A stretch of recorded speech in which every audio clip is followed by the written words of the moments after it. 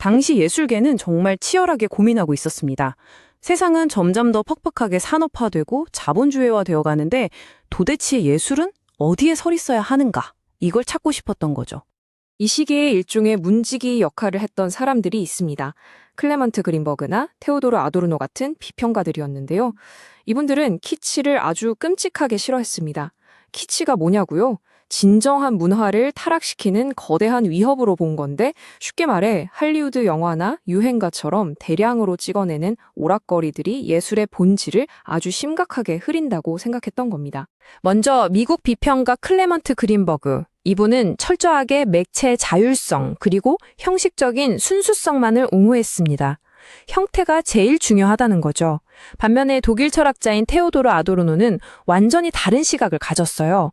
예술의 형태 그 자체가 파시즘 같은 억압적인 사회에 대한 아주 깊은 사회 역사적 의미와 저항을 담고 있다고 굳게 믿었습니다. 이 두 분의 시각 차이를 정말 극명하게 보여주는 아주 기가 막힌 예시가 하나 있습니다. 바로 피카소의 거대한 걸작, 게르니카를 바라보는 관점인데요. 그린버그는 그 끔찍한 학살이라는 역사적 맥락은 싹 다 무시하고 그저 평면적인 검은색, 회색, 흰색의 뒤범벅이군 하고 그 겉으로 보이는 형태에만 딱 집중을 했어요. 반면 아도르노는 어땠을까요? 그 캔버스 안에서 야만성에 의해 갈기갈기 찢겨나간 신체들을 보면서 파시즘에 대한 강렬한 역사적 비판을 읽어낸 겁니다. 한 명은 순수한 형식만을, 다른 한 명은 그 형태에 뼈저리게 담긴 시대의 저항을 본 거죠. 60년대 중반부터 80년대까지 진짜 숨 돌릴 틈도 없이 엄청난 변화들이 휘몰아칩니다. 소사적 구상의 등장부터 하이퍼리얼리즘, 그리고 트랜스 아방가르드까지 모더니즘의 그 꽉 막힌 규칙에 대항하는 반란이 전 세계 곳곳에서 말 그대로 펑펑 터져 나오고 있었어요. 예술계가 완전히 새롭고 폭발적인 에너지로 가득 차버린 겁니다. 이 새로운 예술 운동들은 그린버그가 겹겹이 쳐놓은 그 엄격한 한계선들을 아주 신나게 고란 듯이 산산조각 내버렸습니다. 정치, 사회 문제, 대중매체, 심지어 우리 일상생활에 굴러다니는 아주 평범한 물건들까지 싹 다 예술의 영역으로 다시 끄집어들였죠. 팝아트는 상업 이미지를 대놓고 차용했고 사진이랑 비디오 기술이 전통적인 미술과 아주 자연스럽게 뒤섞이기 시작했습니다. 마침내 날뛰 낡은 규칙의 벽이 완전히 와르르 무너져 내리고 그야말로 무엇이든 가능한 새로운 시대가 활짝 열린 겁니다. 자, 여기서 우리가 주목해야 할 아주 핵심적인 포인트가 하나 있습니다. 바로 철학자 장프랑수아 리오타르가 남긴 메타 거대서사에 대한 불신이라는 아주 유명한 말인데요. 역사가 일직선으로 쭉쭉 발전해서 결국 더 나은 유토피아에 도달할 거라는 인류의 그 거창한 믿음 자체를 사람들이 더 이상 믿지 않게 돼버렸다는 뜻입니다. 그러니 예술도 더 이상 그놈의 완벽한 순수성을 향해서 억지로 진보할 필요가 완전히 없어진 거죠.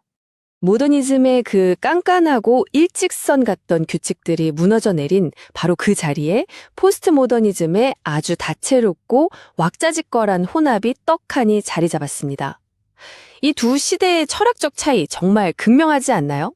이제 예술가들은 눈치 볼 것 없이 과거의 유산을 자기 맘대로 척척 가져다 쓰고 온갖 다양한 매체들을 자유자재로 섞어 쓸 수 있게 된 겁니다. 이런 쿨한 변화를 제일 찰떡같이 보여주는 게 바로 트랜스 아방가르드 같은 흐름입니다. 데이비드 호큰이나 쟁 미셸 바스키아 같은 예술가들, 다들 한 번쯤 들어보셨죠? 이들은 이른바 고급 예술과 저급 문화 사이의 낡은 벽을 아주 시원하게 허물어버렸습니다. 특히 바스키아 같은 경우는 길거리의 그래피티, 재즈, 만화 같은 것들을 거침없이 캔버스로 끌어올렸잖아요.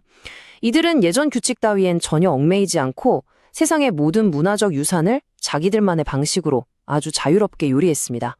그렇다면 이 모든 엄청난 예술적 반란과 변화들이 지금 이 순간 우리에게는 대체 어떤 결과를 남겨놓았을까요? 예술이 그토록 피 터지게 싸워서 얻어낸 이 거대한 자유가 현실 속에서는 과연 어떤 모습으로 자리 잡았는지 살펴볼 차례입니다. 철학자 위르겐 하버마스 같은 학자들의 분석을 좀 중립적으로 살펴보면 이 포스트 모던 예술이 아주 기가 막힌 역설 하나를 낳았다는 걸 알 수 있습니다. 분명히 예술은 모든 억압과 규칙에서 완전히 해방됐는데 동시에 아주 역설적이게도 자본주의 경제 시장이라는 거대한 시스템 안에 너무나도 완벽하게 통합되어 버렸어요. 지식은 물건처럼 사고 파는 상품이 돼버렸고요. 심지어 인터넷이나 스마트폰 같은 통신 기술이 이렇게는 엄청나게 발전했는데도 사회는 아주 소수의 고도로 전문화된 그들만의 전문가 집단과 거대한 숫자의 소비자 대중으로 쫙 갈라져 버렸습니다. 좀 씁쓸한 현실이죠. 자, 그래서 이것이 바로 오늘 우리가 스스로에게 던져봐야 할 가장 묵직한 핵심 질문입니다. 과거의 그 무서웠던 문지기들이 싹 다 사라지고 길거리의 쓰레기조차 예술이 될 수 있는 완전한 자유의 시대가 왔는데 우리는 도대체 왜 아직도 현대미술관에 가면 그렇게 작아지고 길을 잃은 듯한 기분을 느끼는 걸까요?